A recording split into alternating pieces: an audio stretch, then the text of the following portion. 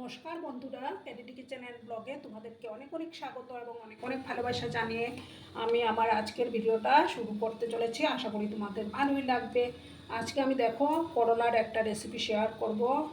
গরম ভাতে খেতে দারুণ টেস্টি লাগবে। দেখো এইভাবে আমি পাতলা পাতলা করে কেটে নিয়েছি। প্রথমে আমি গ্যাসটা অন করে দেব। গ্যাসটাকে অন করে দিলাম।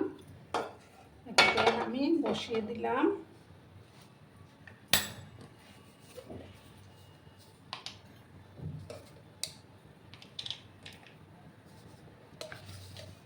প্রথমে আমি দেখো 2 চামচ পোস্তদানা একটু হালকা ড্রাই রোস্ট করে নেব।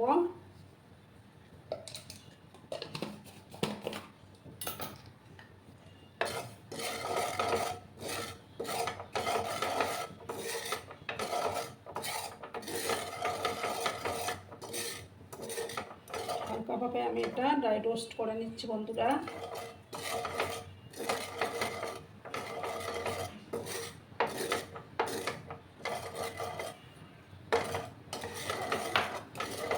তারপর আমি এটা একটা বাচ্চা বেশি আমি ভাজবো না, একটা ডিশের মধ্যে আমি নামিয়ে নিচ্ছি বন্ধুরা।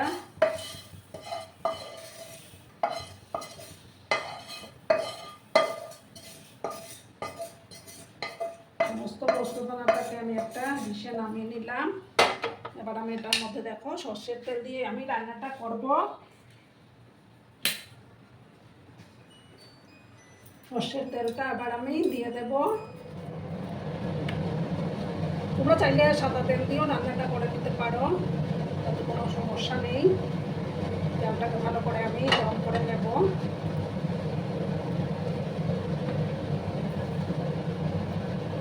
দেখো বন্ধুরা, তারপর আমি হাফ স্পুনের মতো গোটা জিরে দিয়ে দিলাম। একটু ভাজবো আমি। তারপর দেখো আমি 2টো পেঁয়াজ কেটে রেখেছিলাম, সেই পেঁয়াজ কুচিগুলো আবার দিয়ে দিলাম আমি।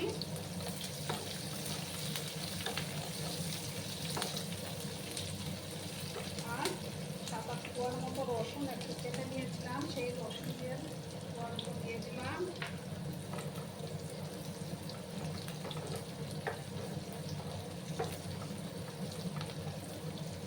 বেশি লাল করেও আমি পেঁয়াজগুলোকে ভাজবো না, সামান্য একটু সফট হওয়ার পর আমি করলাগুলো দিয়ে দেব।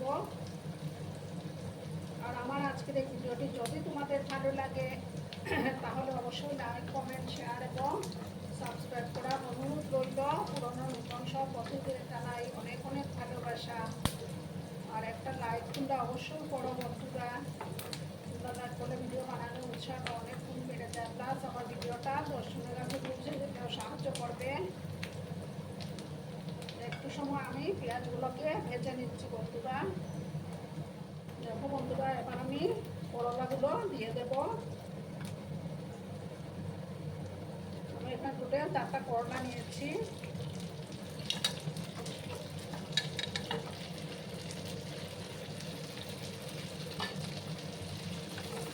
এবার আমি পরিমাণ মতো হলুদের গুঁড়োটা অ্যাড করে দেবো।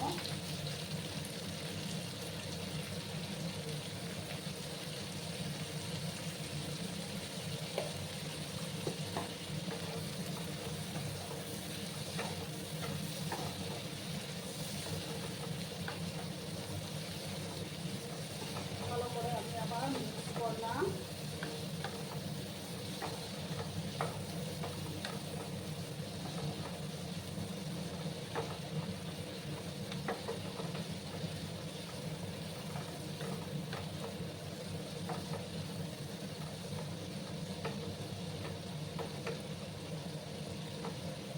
থেকে 5 মিনিটের মতো এটাকে আমি ভাজা ভাজা করে নেব।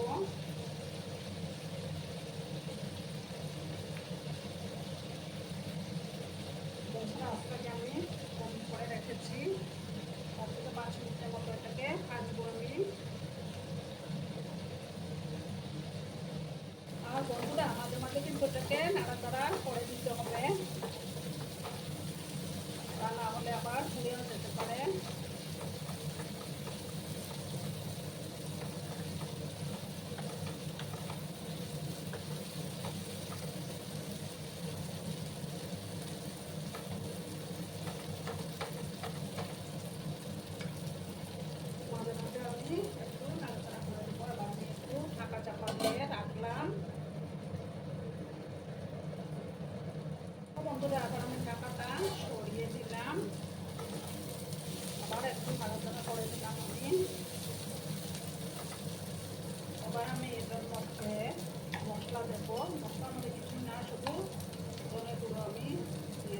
1 চামচ, আরও আধা চামচ দিলাম। আর দেখো একটা বড় টমেটো আমি দিয়ে দিলাম।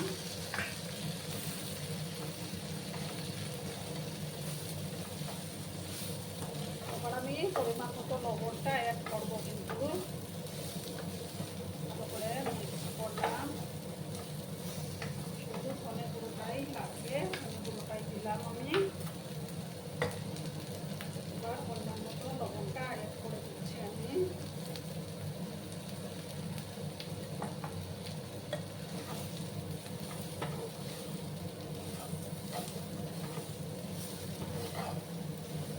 চাইলে এটার মধ্যে আলুও দিতে পারো, আলু আমি দিলাম না। আর দেখো 4-5টা মতো শুকনো লঙ্কা আমি ড্রাই রোস্ট করে গুঁড়ো করে নিয়েছি, সেটা আবার আমি দিয়ে দিলাম। ভালো করে আবার আমি মিক্স করলাম।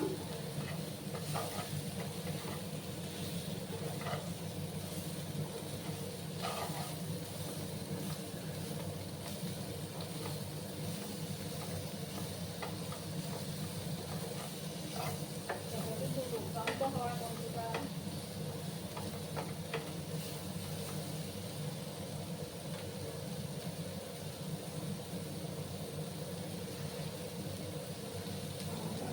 আমি অ্যাড করে দিলাম।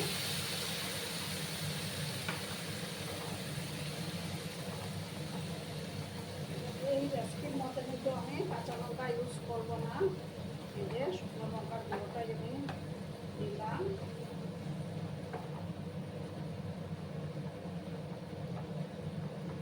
আর এই যে পোস্তটা যে ভেজে রেখেছিলাম সেটা আমি সবার লাস্টে দেব।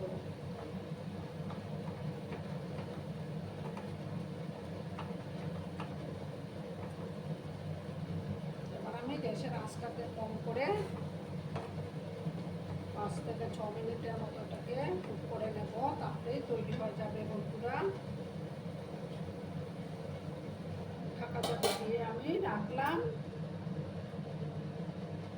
বন্ধুরা এবার আমি ঢাকাটা সরিয়ে দিলাম।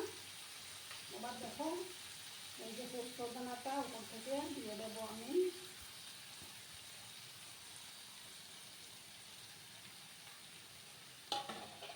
যে পোস্ত দানাটা আমি ভেজে রেখেছিলাম সেটা আবার আমি দিলাম। ভালো করে আবার মিক্স করে নিলাম।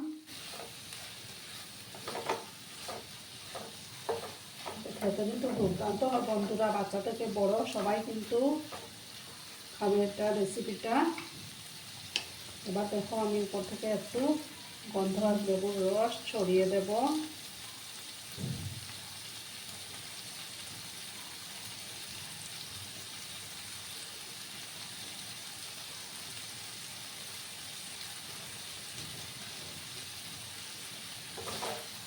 এবার আমি ভালো করে মিক্স করে নিলাম।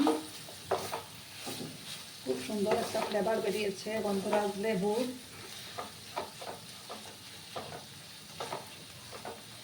এইভাবে রান্না করলে কিন্তু বাচ্চারাও খেয়ে নেবে বন্ধুরা।